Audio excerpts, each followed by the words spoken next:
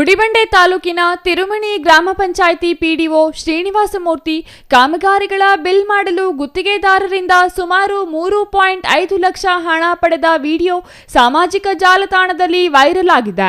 PDO ಅಮಾನತಿಗಾಗಿ ಆಗ್ರಹಿಸಿದ್ದಾರೆ. ಗುಡಿಬಂಡೆ ತಾಲೂಕು ಪಂಚಾಯಿತಿಯಲ್ಲಿ ತಿರುಮಣಿ ಮತ್ತು ಹಂಪಸಂದ್ರ ಗ್ರಾಮ ಪಂಚಾಯಿತಿ ಅಭಿವೃದ್ಧಿ ಅಧಿಕಾರಿಯಾಗಿ ಕೆಲಸ ಮಾಡುತ್ತಿರುವ ಶ್ರೀನಿವಾಸಮೂರ್ತಿ ಗ್ರಾಮ ಪಂಚಾಯಿತಿ ಕಾಮಗಾರಿಗಳನ್ನು ಮಾಡಿಸಿ ಬಿಲ್ ಮಾಡಿಸಲು ಗುತ್ತಿಗೆದಾರರಿಂದ 3.5 ಲಕ್ಷ ರೂಪಾಯಿಗಳನ್ನು ಲಂಚವಾಗಿ ಪಡೆಯುತ್ತಿರುವ ವಿಡಿಯೋ ಸಾಮಾಜಿಕ ಜಾಲತಾಣದಲ್ಲಿ ವೈರಲ್ ಆಗಿರುತ್ತದೆ.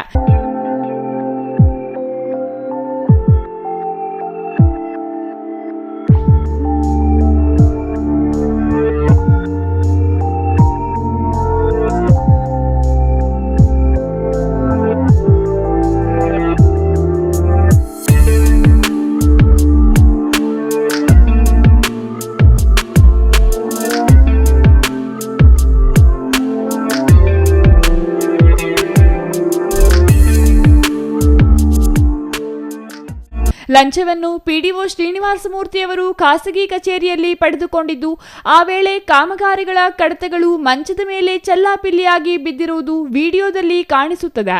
ವಿಡಿಯೋ ವೈರಲ್ ಆಗುತ್ತಿದ್ದಂತೆ ಪಿಡಿಒ ಶ್ರೀನಿವಾಸಮೂರ್ತಿ ಕಚೇರಿಯಲ್ಲೂ ಲಭ್ಯವಾಗದೆ ದೂರವಾಣಿಗೂ ಸಿಗದೆ ಮರೆಯಾಗಿದ್ದಾರೆ. ವಿಡಿಯೋ ನೋಡಿದ ಸಾರ್ವಜನಿಕರು ತಕ್ಷಣ ಪಿಡಿಒ ಅವರನ್ನು ಅಮಾನತು ಮಾಡಬೇಕೆಂದು ಆಗ್ರಹಿಸಿದ್ದಾರೆ. Satish Babu, CTV news, Gudibande.